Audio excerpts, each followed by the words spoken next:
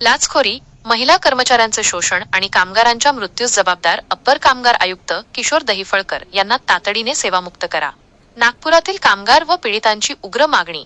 Nagpur civil lines येथील upper कामगार आयुक्त कार्यालयात भ्रष्टाचाराचा आणि मनमानी कारभाराचा कळस गाठला गेला असून अप्पर कामगार आयुक्त किशोर दहिफळकर यांच्यावर अत्यंत गंभीर आरोप करण्यात आले आहेत. जुलै 2024 पासून नागपूर जिल्ह्यातील विविध औद्योगिक अपघातांमध्ये तब्बल 43 कामगारांचा तडफडून मृत्यू झाला. या भीषण दुर्घटनेतील दोषी कंपनी मालकांकडून लाखो रुपयांची लाच उकळून कायदेशीर कारवाई दाबल्याचा खळबळजनक आरोप नागपुरातील कामगार संघटना आणि पीडित कामगारांच्या परिवारांनी केला आहे. 43 कामगारांच्या मृत्यूचे प्रकरण आणि लाचखोरीचे आरोप. MMP कंपनी उमरेड 9 कामगारांचा मृत्यू प्रकरण दाबण्यासाठी 15 लाखांची लाच घेतल्याचा आरोप. सोलार इंडस्ट्रीज बाजारगाव 9 कामगारांचा मृत्यू 10 लाखांची लाच उकळल्याचा आरोप. एशियन फायर कंपनी 3 कामगारांचा मृत्यू. SBL कंपनी काटोल 26 कामगारांचा दुर्दैवी मृत्यू 15 लाखांची लाच घेऊन कायदेशीर खटले न भरल्याचा आरोप.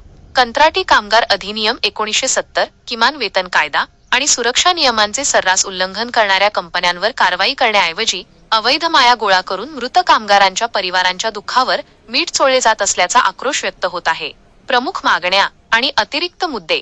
सदोष मनुष्यवधाचा गुन्हा लाच घेऊन कामगारांच्या मृत्यूस खतपाणी घालणाऱ्या या अधिकाऱ्यावर सदोष मनुष्यवध आणि भ्रष्टाचार प्रतिबंधक कायद्यांतर्गत तत्काळ FIR नोंदवण्यात यावा.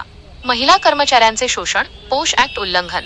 कार्यालयातील महिला कर्मचाऱ्यांना मानसिक व शारीरिक त्रास देणे तसेच पदोन्नती व बदल्यांचे आमिष दाखवून लैंगिक शोषण करणे या प्रकरणी विशेष चौकशी समिती ICC व लाचलुचपत प्रतिबंधक विभागाकडून ACB स्वतंत्र चौकशी व्हावी.